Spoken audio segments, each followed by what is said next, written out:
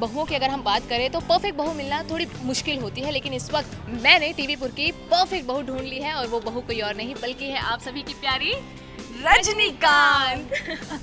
जी हाँ, इनमें 36 के 36 गुण हैं, फिर भी ना जाने क्यों इनके हस्बैंड, इनके पति जी को ऐसा लगता है कि ये परफेक्ट कैसे हो सकती हैं।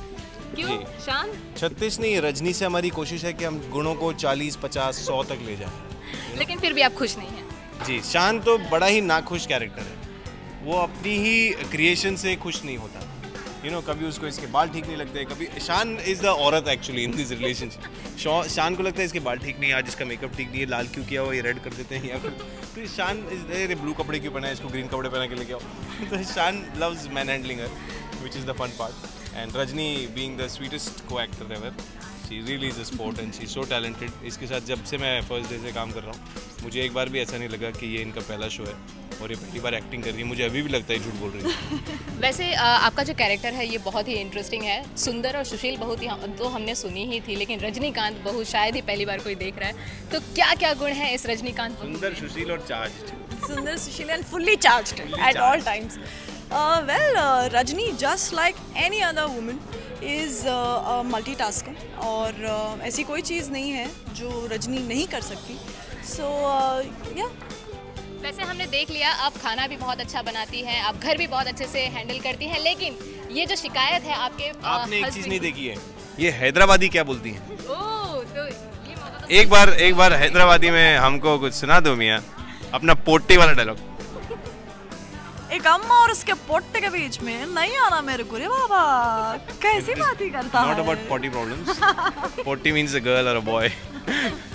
वैसे हैदराबादी भी आपने बहुत अच्छा बोलिया, लेकिन जो आपके हस्बैंड को जो शिकायत है कि इतनी परफेक्ट कैसे हो सकती हैं, इन्हें बड़ा टेंशन है, तो एज अ रजनीकांत बहू आप इन्हें कैसे इम्प्रेस करेंगी? इनके लिए मैं एक बहुत ही अच्छा रोमांटिक डिनर डेट प्रिपेयर करना चाहूँगी, एंड कोई रीज़न ही नहीं बचेगा इनके पास। आप डांस कर सकती हैं मेरे लिए, गाना गा सकती हैं, खाना बना सकती हैं, मैं फुट मसाज दे सकती हैं रोज़, शोल्डर मसाज, और मेरी गाड़ी साफ कर सकती हैं। कितना कुछ है मेरे पास करवाने के लिए, मतलब अनगिनत है लिस्ट।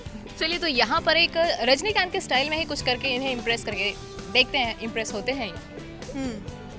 चश्मा पहन लो उनके स्टाइल। रिया कुछ इनका डायलॉग भी होता है, यन्ना रास्कला माइंडेड। नहीं बाबा, Rajni sir is Rajni sir, हम उनको कितना एप कर लेंगे करके, मतलब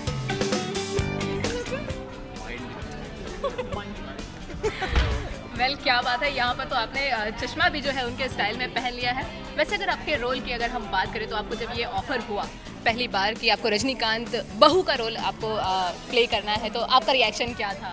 रिधिमा का रिएक्शन क्या था? वेल एक्चुअली ये रोल मुझे काफ़ी ऑडिशन के प्रोसेस के बाद मिला है, and it has been one of the most important, मतलब ऐसा एक ऑडिशन मैं कहूँगी कि जिससे मैंने कुछ सीखा। और मुझे आज भी याद है, वो ऑडिशन देने के बाद मैं नीचे उतर रही थी ना, I said no, I think I should go up and give one more take, I want to request them कि मुझे एक और आप चांस दे दीजिए।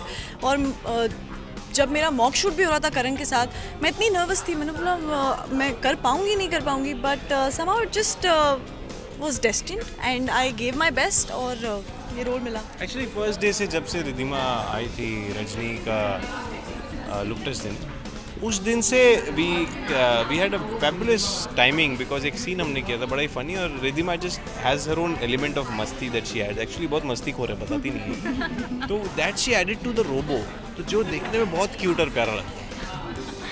वैसे अगर हम आपकी अगर बात करें तो आपका लुक जो है वो काफ़ी इंटरेस्टिंग है, तो वो साइंटिस्ट के रोल को ध्यान में रखते हुए लुक दिया गया या फिर? बिल्कुल बिल्कुल। मैं जब सोनाली जी से मिलने गया था तो बाल लंबे थे मेरे, लेकिन ऐसे चश्मा नहीं था और दाढ़ी वाड़ी थी, तो मैंने सोनाली को बोला यार मैं फिल्म शूट कर रहा हूँ, मेरे बाल तो लंबे हैं। तो उन्होंने बोला अच्छा आ जाओ मिल लो एक बार। मैं बोला मुझे पता था बाल लंबे हैं, दाढ़ी हैं, कहाँ लेंगे वो।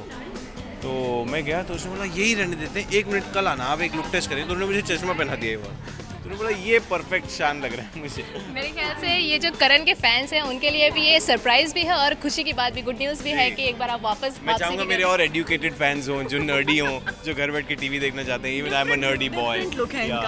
बट ये एक चीज़ मैं ज़रूर कहना चाहूँगी कि करण एज अ को एक्टर इज़ द बेस्ट को actor one can ask for. कितनी बार मैं कुछ सीन कर रही हूँ और मुझे लगता है कि इट्स वेरी मोनोटनस एंड वो मुझे बस साइड में 1 सेकंड लेके जाते बोलते ये ऐसे ट्राई करो एंड आई गो लाइक अच्छा ठीक है ट्राई एंड करते करते हम दोनों की हंसी छूट पड़ती है। हम like we are a great team together and that's all that you want. You're working such long hours and you need somebody who's supportive and that's exactly what Karan is. ये रहे आपके पैसे।